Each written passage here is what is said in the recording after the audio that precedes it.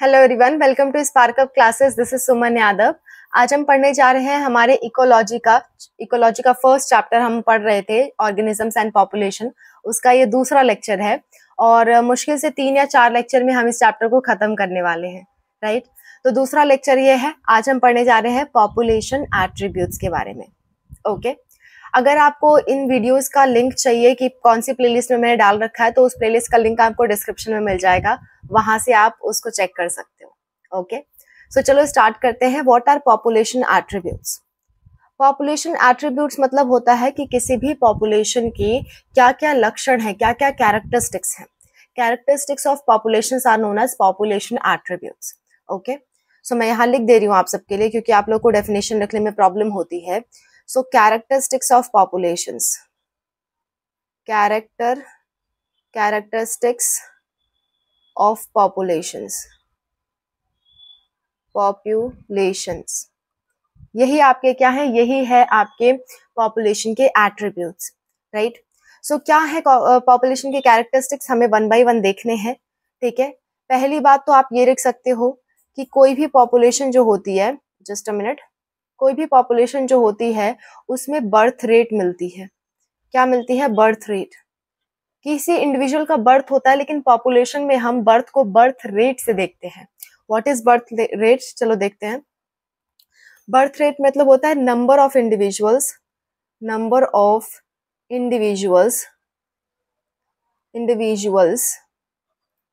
Taking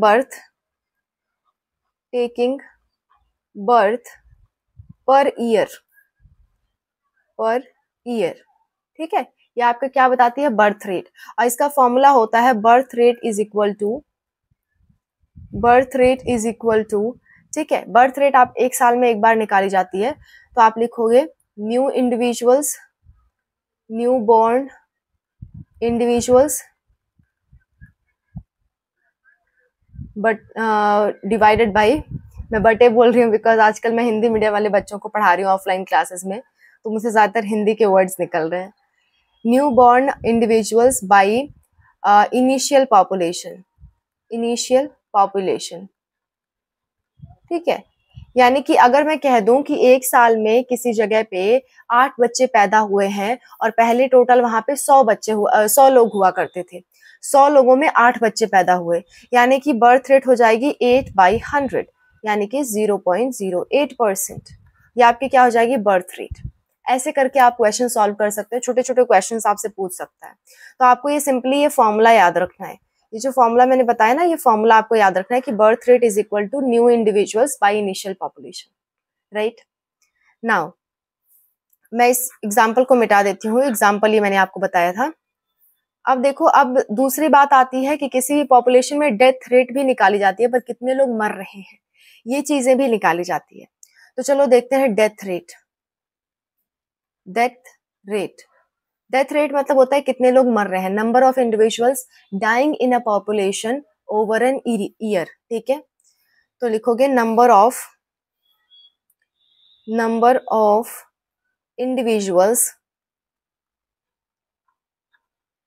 dying, ठीक है, dying per year in a population, in a population, इसमें भी लग सकते हो per year in a population, किसी पॉपुलेशन की बात कर रहे हैं हम, ठीक है। इन ए पॉपुलेशन, चैप्टर का नाम ही है organisms and population. So population वाला टॉपिक हमें पढ़ना है बस, है ना। तो देखो डेथ रेट यहाँ पे निकल करके आ जाएगी, सेम टू सेम ऐसी ही होगी डेथ रेट भी। Death rate is equal to number of individual died, number of individual died, जितने लोग मरे हैं, बाई इनिशियल पॉपुलेशन। अगर मैं कहूं 10 लोगों में से हर 1 लोग मर गए हैं, तो आप कहोगे 1/10 है death rate is equal to 0.1%। ये आपकी डेथ रेट। ऐसे करके डेथ रेट निकालते हैं हम लोग, ठीक है। तो ये दोनों आप याद रखोगे, ये पॉपुलेशन के एट्रीब्यूट्स हैं। और सेक्स रेशियो भी देखा जाता है कि पर 1000 लोगों में से फीमेल कितनी है, ये सेक्स रेशियो कहलाता है। ये भी मैं आपको लिखवा देती हूँ। इस पूरे को मैं मिटा रही हूँ, आई होप आपने नोट कर लिया होगा। Delete, okay. सो तीसरा है सेक्स रेशियो। तीसरा एट्रीब्यूट होता है पॉपुलेशन का सेक्स रेशियो, ठीक है। सेक्स रेशियो का मतलब होता है नंबर ऑफ फीमेल्स पर 1000 मेल्स, ठीक है। अगर 1000 मेल है तो उसमें से कितनी फीमेल है, ठीक है। जैसे मान लो अगर मैं कहूँ एक पॉपुलेशन है, ठीक है, उस पॉपुलेशन में मैंने काउंट किया और उस पॉपुलेशन में अगर 1000 मेल आ रहे हैं तो उतने दूर में कितनी फीमेल्स हैं, इसको कहते हैं सेक्स रेशियो। वंस अगेन मैं कहती हूँ, जैसे मान लो ये आपका क्या है, ये एक एरिया है, यहाँ पे 1000 क्या है, मेल है, तो यहाँ पे कितनी फीमेल्स होंगी ये आपको बता दोगे तो इसको सेक्स रेशियो कहेंगे। जनरली फीमेल्स की संख्या कम है मेल के कंपैरिजन में इन इंडिया, ओके। तो मान लो 800 फीमेल है तो आप कहोगे 1000 मेल पे 800 फीमेल्स हैं, ठीक है, ऐसे आप कह सकते हो। तो 800 क्या हो गया, सेक्स रेशियो हो गया वहां का, right. So sex ratio number of females को बताता है पर 1000 मेल्स, ओके। सो ये सेक्स रेशियो की डेफिनेशन है। तो ये 3 एट्रीब्यूट्स हैं पॉपुलेशन के, आपको याद रखना है। अब हमें पढ़ना है पॉपुलेशन ग्रोथ। ये भी एक पॉपुलेशन के एट्रीब्यूट में ही आता है। हम पढ़ने जा रहे हैं पॉपुलेशन ग्रोथ और उससे रिलेटेड ग्राफ। Population growth. देखना, पॉपुलेशन जो ग्रो होती है, पॉपुलेशन ग्रो होने के कई सारे रीजन होंगे। क्या क्या रीजन हो सकते हैं पॉपुलेशन ग्रोथ के? 4 रीजन हमें पढ़ने हैं। नंबर 1, नेटालिटी।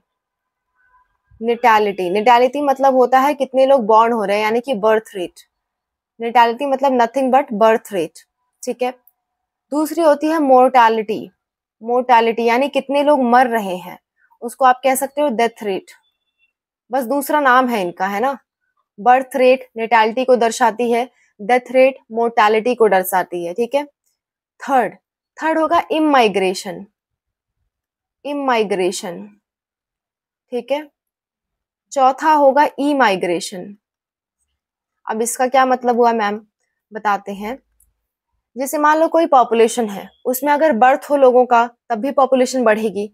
अगर उसमें इमाइग्रेशन हो जाए यानी बाहर से कोई लोग इस पॉपुलेशन में आ जाए, जैसे इंडिया में फॉरेनर्स कोई आके बस जाए और यहाँ के परमानेंट नागरिक बन जाए, परमानेंट सिटीजन बन जाए, तो क्या होगा, हमारी पॉपुलेशन बढ़ जाएगी, राइट। अगर मान लो हम लोग 100 लोग हैं और बाहर से 10 लोग और आ गए तो हमारी पॉपुलेशन 110 हो गई। सो इमाइग्रेशन मतलब होता है बाहर से अंदर आना। इम मतलब अंदर आना, इन आना, ओके, इनसाइड आना। सो इमाइग्रेशन मतलब इंडिविजुअल्स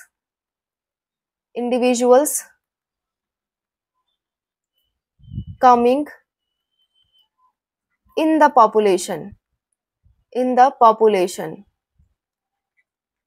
ठीक है। और इमाइग्रेशन मतलब individual going out of the population.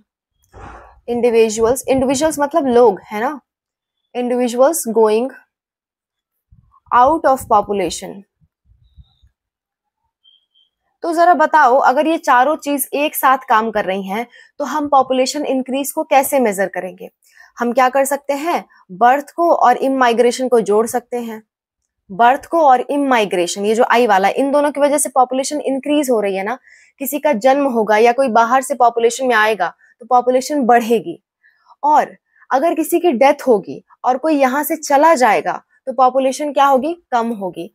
तो बढ़ने वाले से घटने वाले को माइनस कर दो। घटने वाला कौन है, immigration plus death rate.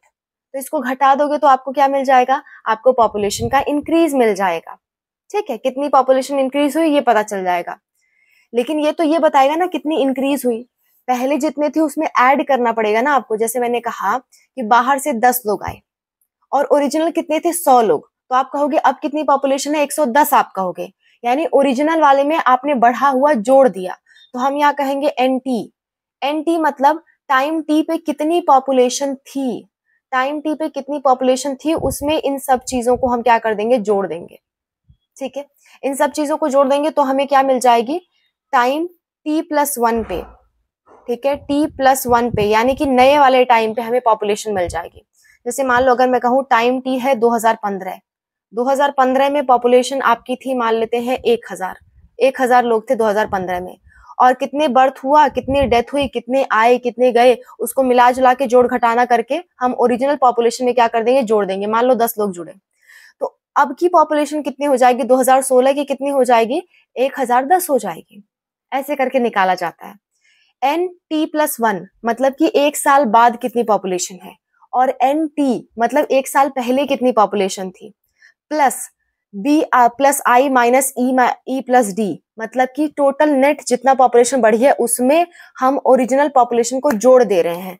T मतलब ओरिजिनल पॉपुलेशन को बढ़ी हुई पॉपुलेशन से जोड़ दे रहे हैं, तब जाके हमें पूरी पॉपुलेशन मिल रही है। ठीक है, तो ये फॉर्मूला बहुत कॉम्प्लेक्स नहीं है, बस ये दिख रहा है कॉम्प्लेक्स, बहुत आसान सा फॉर्मूला, इसलिए मैंने एक्सप्लेन किया इसको। मुझे लगता है मेरे एक्सप्लेन करने से आपको और कॉम्प्लेक्सिटी फील हो रही है, तो एक बार फिर से मैं शॉर्ट में बताना चाहती हूँ। ये है ओरिजिनल पॉपुलेशन, ये वाली 100 लोग पहले से थे। ठीक है, सपोज करो 2015 में 100 लोग थे और इतने लोग बढ़ गए या घट गए, इसको कैलकुलेट करने में पता चलेगा बढ़े हैं कि घटे हैं। ठीक है, मान लो 10 लोग अगर बढ़ गए, तो अब 2016 में पॉपुलेशन क्या हो जाएगी, 110। आपने किया क्या, आपने इन 100 को इस बढ़े हुए से जोड़ दिया, वही फॉर्मूला लिखा हुआ है कि NT+B+I माइनस E+D। ये पॉपुलेशन ग्रोथ का आपका इक्वेशन है, पॉपुलेशन ग्रोथ की इक्वेशन है, ये नॉर्मल इक्वेशन। इसके बाद हम 2 कर्व पढ़ने वाले हैं पॉपुलेशन ग्रोथ की। ओके, तो इतनी बातें आप नोट करो, फिर हम आगे बढ़ते हैं। मैं आपको तब तक ये सब मिटा देती हूँ जो मैंने फालतू लिख दिया है समझाने के लिए। आप ये इक्वेशन एक पल के लिए नोट कर लोगे, आपको काम आ सकती है, राइट। पॉपुलेशन ग्रोथ की इक्वेशन है ये। ठीक है, पॉपुलेशन ग्रोथ की इक्वेशन है ये, मैं इसको डब्बे में बंद कर दे रही हूँ। पॉपुलेशन ग्रोथ की इक्वेशन है ये, मुझे हिचकियाँ आ रही हैं। ओके, ये पॉपुलेशन ग्रोथ की इक्वेशन है। अब हमें पॉपुलेशन ग्रोथ के 2 कर्व होते हैं, उन 2 कर्व को पढ़ लेंगे तो हमारा पॉपुलेशन एट्रीब्यूट्स पूरी तरह से खत्म हो जाएगा। ठीक है, तो चलो उन कर्व को पढ़ लेते हैं, मैं इसको मिटा रही हूं। अब हम पढ़ने जा रहे हैं population curve, population growth curve, growth curve. Population growth curve आपके 2 तरह के होते हैं। नंबर 1 होता है आपका एक्सपोनेंशियल, और नंबर 2 होता है आपका लॉजिस्टिक। 2 हमें ग्रोथ पढ़ना है, ग्रोथ का कर्व, यानी कि अगर आप ग्राफ बना के दिखाओ तो पॉपुलेशन कैसे बढ़ी, कैसे दिखाओगे। एक्सपोनेंशियल ग्रोथ कर्व आपका कुछ इस तरह दिखता है, ऐसे होता है। ठीक है, ऐसा आपका एक्सपोनेंशियल ग्रोथ कर्व होता है। ये क्या है, ये है टाइम, यानी टाइम के साथ साथ पॉपुलेशन कितनी बढ़ी, और ये है पॉपुलेशन डेंसिटी। ये क्या है, पॉपुलेशन डेंसिटी, ठीक है, पॉपुलेशन डेंसिटी यानी किसी एरिया में कितने लोग बढ़े, वो उसकी पॉपुलेशन डेंसिटी है। तो ये कैसा कर्व आपको दिख रहा है, जे शेप का दिख रहा है, इसलिए इसको जे शेप कर्व भी कहते हैं। जे शेप कर्व किसको, एक्सपोनेंशियल वाले को। अभी हम इसको नहीं पढ़ रहे हैं, लॉजिस्टिक को थोड़ी देर बाद पढ़ेंगे, एक्सपोनेंशियल वाला भी पढ़ रहे हैं। ठीक है, एक्सपोनेंशियल ग्रोथ के लिए 2 इक्वेशन बेटा आपको याद करनी है। कौन कौन सी 2 इक्वेशन है, dN/dt बराबर Rn। n मतलब होता है पॉपुलेशन डेंसिटी, ठीक है, पॉपुलेशन डेंसिटी। R मतलब होता है बर्थ माइनस डेथ, वापस से हमारी ट्रेन आ गई। ठीक है, और R का नाम होता है बेटा रेट ऑफ इंट्रिंसिक, सॉरी आप इसे लिख सकते हो intrinsic rate of natural increase, intrinsic rate of natural increase. और ये कुछ नहीं होता, इसका मतलब होता है बर्थ माइनस डेथ। जितने लोग जन्म लिए, जितने लोग मर गए, उसे घटा दोगे तो आपका क्या आएगा, आर, यानी कि rate of intrinsic rate of natural increase. तो कभी कभी आपसे पूछता है कि आर क्या है, तो आप कहोगे बर्थ माइनस डेथ, एंड इसको कहते हैं intrinsic rate of natural increase. Okay, कुछ नहीं, इसका मतलब है सिर्फ बर्थ माइनस डेथ बराबर क्या होता है, rate of intrinsic rate of natural increase. ये एक इक्वेशन। इसका एक और इक्वेशन होता है, हम दोनों इक्वेशन देख लेते हैं। दूसरा इक्वेशन होता है NT बराबर N0 E पावर RT। ये भी इसी का इक्वेशन है, बस उसका रूप बदल दिया गया है। ये आपको लॉग के फॉर्म में लिखा हुआ है। ई मतलब आपने सुना होगा कभी कभी लॉग बेस ई, लॉग बेस 10, कभी आपने सुना हो तो वही वाला है। ज्यादा इसमें हमें सोचने की जरूरत नहीं है, बस इतना हमें काम करना है कि एक्सपोनेंशियल के लिए ये दो हमें इक्वेशन याद करनी है। एक N T is equal to N not e power r t, और एक है आपका d N by d t is equal to r N. बस आपको इतना याद रखना है, और इसका शेप कैसा होता है, जे शेप। ठीक है, इतना सा आपको याद रखना है बस। Okay, and r r r r भी याद रखना है कि आर क्या होता है। फाइन। नेक्स्ट है आपका लॉजिस्टिक ग्रोथ। ठीक है, इसमें बहुत कुछ एक्सप्लेन करने वाली बात नहीं है बेटा, बस आपको दो इक्वेशन याद रखनी है। उन इक्वेशन में जो जो चीजें लिखी हुई हैं वो चीजें क्या है और ग्राफ का शेप कैसा है, दैट्स इट। ये आपका एक्सपोनेंशियल ग्रोथ हो जाएगा, और ये हमेशा बढ़ता जाता है, बढ़ता जाता है, कहीं खत्म होने का नाम नहीं लेता। लेकिन हम जब लॉजिस्टिक पढ़ेंगे तो वो एक समय पे खत्म होगा, रुक जाएगा। उस रुकने वाली स्टेज को हम कैरिंग कैपेसिटी कहेंगे। अभी पढ़ते हैं उसको, इसको मैं मिटा रही हूं। नेक्स्ट हमारा है आप logistic growth. Logistic growth, logistic growth की अगर मैं बात करूं तो लॉजिस्टिक ग्रोथ को आप एक और नाम से जानते हो, इसे आप कहोगे वर्ल्ड हस्ट। ठीक है, इसे आप कहोगे वर्ल्ड हस्ट, हस्ट लॉजिस्टिक ग्रोथ। ठीक है, क्योंकि वर्ल्ड हस्ट नाम के साइंटिस्ट ने इस ग्रोथ को बताया था, तो इसको वर्ल्ड हस्ट पर्ल लॉजिस्टिक ग्रोथ भी कहते हैं। ठीक है, इसमें क्या होता है, ये एस शेप का होता है। कैसा होता है, एस शेप, मैं दिखाती हूँ। ये क्या है, अगेन ये आपका टाइम है, और ये क्या है, एन है। एन मतलब पॉपुलेशन डेंसिटी। याद रखना, एन मतलब होता है पॉपुलेशन डेंसिटी। पॉपुलेशन डेंसिटी कुछ नहीं है, एक एरिया में कितने लोग रहते हैं उसी को पॉपुलेशन डेंसिटी कहते हैं, पॉपुलेशन डेंसिटी, राइट। नेक्स्ट, इसका ग्रोथ आपको कुछ इस तरह दिखेगा।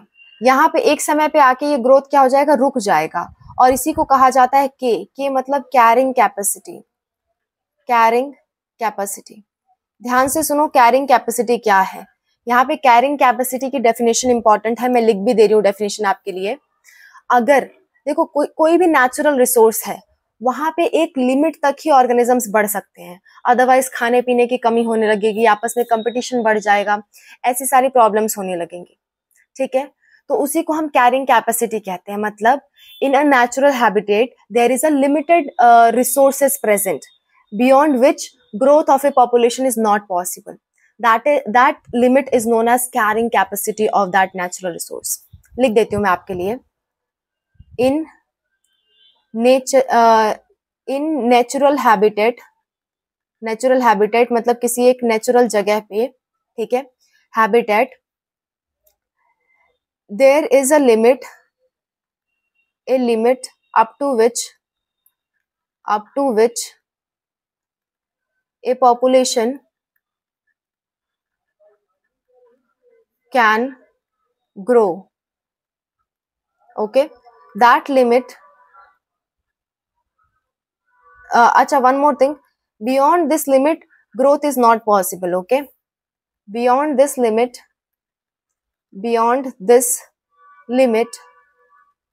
growth is not possible, is not possible. This limit is called carrying capacity. Carrying capacity, this limit is called carrying capacity. मतलब ये कि अगर आपका कोई नेचुरल इन्वायरमेंट है, नेचुरल इन्वायरमेंट में एक समय तक ही क्या हो सकता है, ग्रोथ हो सकती है, उस समय के बाद ग्रोथ नहीं हो पाएगी, उसी समय तक ग्रोथ हो सकती है, उसके आगे ग्रोथ नहीं हो पाएगी। क्यों? क्योंकि बहुत सारी प्रॉब्लम्स आ सकती है। जैसे मान लो लायन ग्रो कर रहा है और बहुत ज्यादा ग्रो कर गया, तो क्या होगा, सारे डियर को खत्म कर देगा, और सभी डियर जब खत्म हो जाएंगे तो कोई भी ऑर्गेनिज्म जिसको लायन खाता है उन सभी को वो खा खा के खत्म कर देगा। तो एक समय ऐसा आ जाएगा जब लायन आगे नहीं बढ़ पाएंगे, क्योंकि उनके खाने के लिए कुछ बचा ही नहीं, उनकी डेथ होना चालू हो जाएगी। तो किसी भी रिसोर्स में, किसी भी नेचुरल हैबिटेट में एक लिमिट तक ही ग्रोथ होती है किसी भी ऑर्गेनिज्म की, उससे ज्यादा नहीं जाता। उसी लिमिट को हम कहते हैं कैरिंग कैपेसिटी। ओके, और यही नेचुरल कर्व है, नेचुरल ग्रोथ का कर्व यही है। जो हमने लॉजिस्टिक ग्रोथ पढ़ा था वो खाली हाइपोथेटिकल थी, आप खाली सोच सकते हो कि ऐसा ग्रोथ कर्व हो सकता है, पर रियल लाइफ में ऐसा नहीं होता। ये वाला कर्व रियल लाइफ वाला कर्व है, नेचुरल ग्रोथ कर्व यही है, नेचुरल ग्रोथ कर्व यही है, ठीक है, नेचुरल ग्रोथ का कर्व यही है और कोई नहीं है। मैं कर्व की स्पेलिंग सही से लिख देती हूँ, मैंने जल्दीबाजी में लिख दी। नेचुरल ग्रोथ का कर्व यही है, ठीक है, CURVE कर्व, कर्व यही है नेचुरल ग्रोथ का। अच्छा, इसकी भी इक्वेशन होती होगी, जैसे पहले वाली की हुई है वैसे इसकी भी इक्वेशन होगी। इसकी इक्वेशन क्या रखनी है, आपको याद रखनी है, dN/dt is equal to RN bracket में K minus N by K। आपको इतना सा याद रखना है। यहाँ पे K मतलब कैरिंग कैपेसिटी मैंने लिख रखा है, R मतलब वही है, यानी कि बर्थ माइनस डेथ, R मतलब B minus D, birth minus death, rate intrinsic rate of natural increase, वही बात है। N मतलब पॉपुलेशन डेंसिटी, सारी चीजें आपके सामने लिखी हुई हैं। ये जब भी आए तो आपको क्या कहना है, लॉजिस्टिक ग्रोथ, इसका जरूर याद रखना, भले पहले वाला याद ना हो पर ये जरूर याद रखना है, मोस्ट इंपॉर्टेंट। आपसे कभी कभी ऑप्शनल क्वेश्चन में पूछता है what is the equation of logistic growth, तो आपको ये इक्वेशन पता होना चाहिए, ठीक है, equation of logistic growth. Okay, एक और बात, ये जो आपको कर्व दिख रहा है ना, उसको 3 पार्ट में डिवाइड किया जाता है। इस पार्ट को हम कहते हैं एक्सपोनेंशियल पार्ट, क्योंकि ये आपको कैसा दिख रहा है, ये आपको पहले वाले कर्व की तरह दिख रहा है। यहाँ पे कहते हैं स्टेशनरी, क्योंकि यहाँ पे आके रुक गया, स्टेशनरी, मैं यहाँ लिख दे रही हूँ आपके लिए, स्टेशनरी। और शुरुआत वाले फेज को हम कहते हैं लैग फेज, शुरुआत का, क्योंकि धीरे धीरे बढ़ रहा है, लैग है उसमें, धीरे धीरे चल रहा है। फोन लैग करने लगता है तो धीरे धीरे चलता है ना, ऐसे ये ग्रोथ में धीरे धीरे बढ़ रहा है तो हम इसे क्या कहेंगे, लैग फेज। फिर जब अचानक से तेजी से बढ़ेगा तो हम उसे कहेंगे एक्सपोनेंशियल या लॉग फेज भी कहते हैं। एक्सपोनेंशियल को आप लॉग फेज भी कहते हो, इसीलिए इसको लॉजिस्टिक ग्रोथ कहते हैं। उसके बाद फिर आगे क्या हो जाएगा, कम हो जाएगा, स्टेशनरी हो जाएगा, एक समय पे रुकने लगेगा जब कैरिंग कैपेसिटी आ जाएगी, राइट। सो इतना सारा है आपके पॉपुलेशन एट्रीब्यूट्स में। आई होप आपको समझ में आया होगा। क्वेश्चन क्या क्या पूछे जाएंगे एक बार मैं फिर से बता देती हूँ। आपसे पूछा जाएगा कि पॉपुलेशन ग्रोथ की इक्वेशन बताओ, तो आप वो लंबी वाली इक्वेशन लिखोगे, NT+1 बराबर N0 प्लस, ठीक है, N0 या NT लिखा होता है कहीं कहीं, NT plus birth plus I, ठीक है, birth plus immigration minus death plus immigration, ये पूरे को हम कहते हैं ग्रोथ का इक्वेशन। ओके, और आपसे पूछेगा पॉपुलेशन के क्या क्या एट्रीब्यूट्स है, तो आप कहोगे sex ratio, birth rate, death rate, ये सब आप कहोगे। फिर आपसे पूछेगा एक्सपोनेंशियल ग्रोथ क्या होती है, उसका इक्वेशन बताओ, तो आपको ग्रोथ का कर्व बनाना पड़ेगा जे शेप, और उसका इक्वेशन आपको लिखना पड़ेगा, और इक्वेशन में जो जो शब्द आपने इस्तेमाल किए हैं वो लिखना पड़ेगा कि N बराबर पॉपुलेशन डेंसिटी होती है, R बराबर intrinsic rate of natural increase होता है, ये सब आपको लिखना पड़ेगा। और अगर आपसे वर्ल्ड हर्स्ट लॉजिस्टिक ग्रोथ पूछ लिया या फिर आपसे लॉजिस्टिक ग्रोथ पूछ लिया, तो आप ये पूरा बना के आओगे और बता के आओगे, ठीक है। ऐसे क्वेश्चन 5 नंबर के क्वेश्चंस में आ सकते हैं ग्रोथ कर्व से रिलेटेड। इस पूरे चैप्टर में अगर मैं कहूं कि क्वेश्चन 5 नंबर के कहां से बनेंगे, तो इसी पार्ट से बनेंगे जो हमने आज के लेक्चर में पढ़ा, ठीक है। सो आज के लिए बस इतना ही, मिलते हैं नेक्स्ट वीडियो में। नेक्स्ट वीडियो में हम पढ़ेंगे पॉपुलेशन इंटरैक्शंस, जिसमें 6 इंटरैक्शन टोटल हमें पढ़ने हैं, और उसको डिटेल में हम पढ़ लेंगे तो हमारा चैप्टर खत्म हो जाएगा, ठीक है। उसे बनाने में मुझे 2 वीडियो लग सकते हैं, कोशिश करूंगी 1 वीडियो में हो जाए, नहीं हुआ तो 2 वीडियो लगेंगे, और फिर आपका ये चैप्टर खत्म हो जाएगा, फिर मूव करेंगे नेक्स्ट चैप्टर पे। Okay, so wish you all the best, मिलते हैं नेक्स्ट वीडियो में।